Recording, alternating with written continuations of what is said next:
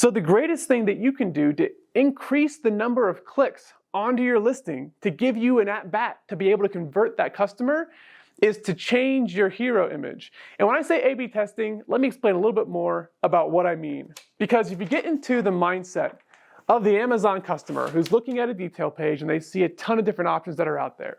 Back in the day, what I used to do inside, this is the box that holds the hero image, so bear with me.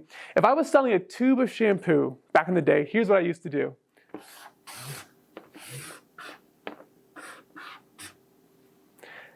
That was my hero image. Whatever the brand was on this, that was the hero image. That's it. And back in the day, that was enough because there weren't a lot of options for people who wanted to buy shampoo in the quantities that I was selling. But in this day and age, I've got competitors that are popping up every single day. And what they're doing to stand out is they're adding a leaf over here. And then they're adding some water droplets over here on this side. And then they're adding some effects over here. And they're filling up this white space with different things. Like this is a 200 count on this end. And all of it is outside of Amazon's terms of service. None of it is legal, but Amazon is letting this slide. They've let it slide for years, and I don't know when that's actually going to stop.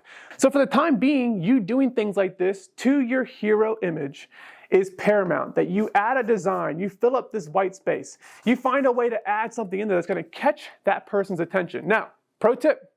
One of the things you can do that's going to really impact this the most, remember those keywords we went and found that these people are typing in? There's something subliminal that happens when I'm scrolling on Amazon and I see that same keyword that I typed in right here inside the hero image. A lot of agencies out there are going to charge you $100 to make you a hero image, and all they're going to do is add a keyword that's relevant to your product somewhere on there. I've also seen them add a tag here, and this tag would just have one of those keywords on there as well. Same concept as before, but this is how you can test out your hero image to make sure that you're catching as many eyes as you can. It's a simple process. All you're gonna do is upload a new image every single week, and you're gonna measure how many clicks you get on that image relative to the impressions that it has. And Amazon tracks all this data for you inside of your brand analytics. It's very simple to go find. Impressions is how many at-bats you got, how many times did you pop up on a search page, and clicks is how many times someone actually clicked on it after Amazon gave them an impression. So if you were to do the math and do clicks divided by impressions, that would give you your click-through rate in a percentage, and this would basically be the probability that when someone sees you on a detail page, that they click on this image.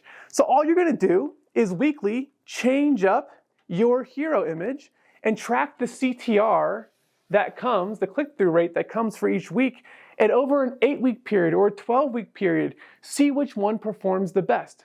That's the one that you wanna take then and make that your hero image for perpetuity. Because if your conversion rate is not going to change, just getting more people to your page is going to equal a commensurate amount of sales. So let's say that you have a conversion rate of 10%. And in the month of January, you get 1,000 people that visited your shampoo listing. This means that 1,000 people clicked on your listing from an impression that they were given. Well, if we can find a way to increase this by 50%, and get more traffic to the same page, but we maintain that 10% conversion rate, then our sales are going to go up by 50%. And if I told you that you could increase your sales by 50% just by simply changing your hero image, wouldn't you at least want to give that a try? Wouldn't you want to see if there's something there and make these small changes? And here's what I found from doing it.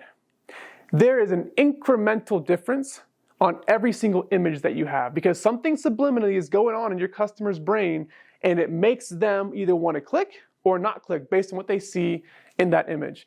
Now, the coolest thing you can do with this, because ChatGPT can now look at images, is you can make 100 different images.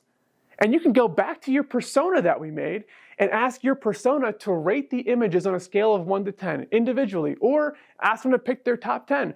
However you decide to crack the nut, it's so simple for you to use your persona along with images in order to get to ones that you think your persona is most likely to click on based on what they're seeing. You should use and abuse your persona to death. That's what it's there for. You put all the time and effort into making it, and now not only can you use it to optimize your listings and make bullets and titles, but you can also have it impact what your images look like. And that's what makes this persona so powerful. Everything in this course is going back to the persona whose problem you solved. That's what this is all about. Your planning process is paramount in this. Now, another thing that most Amazon sellers never do, on their own at least,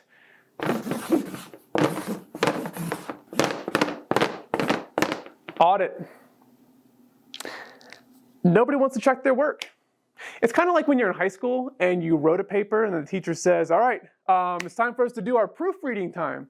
Nobody wants to proofread the paper. Like, that sucks. That's the worst thing you could possibly do.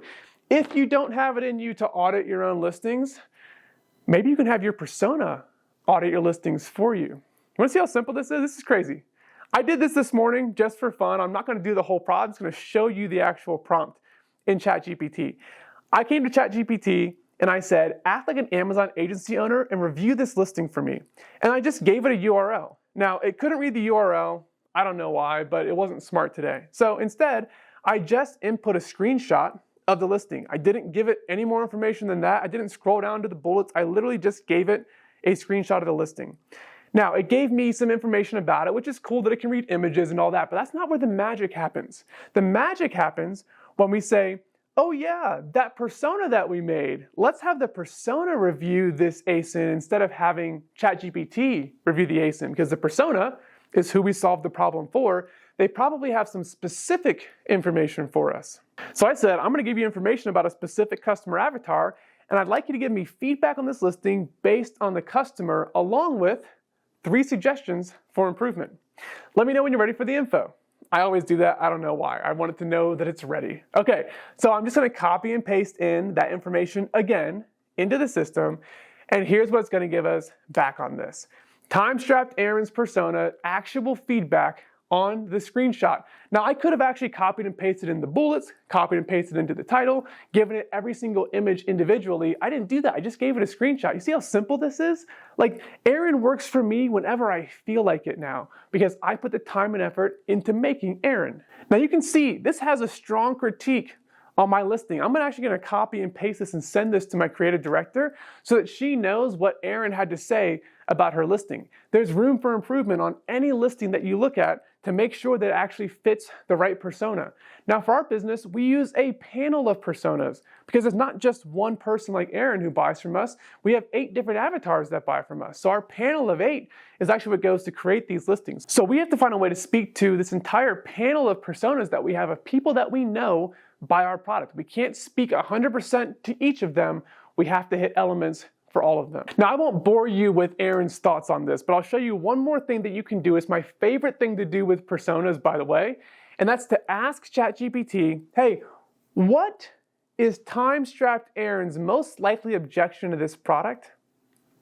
And how can I fix it? Now we're making Aaron work for us in a way that's actually fruitful, that gives us actionable insights that we can go and take into our listing. Here's objection number 1, objection number 2, objection number 3. I won't dig into it. You get the idea. This is how you use your personas. You see how powerful that is? For you to have Aaron at your disposal at any given time? That's what this is all about. So, product listings, they're actually pretty simple.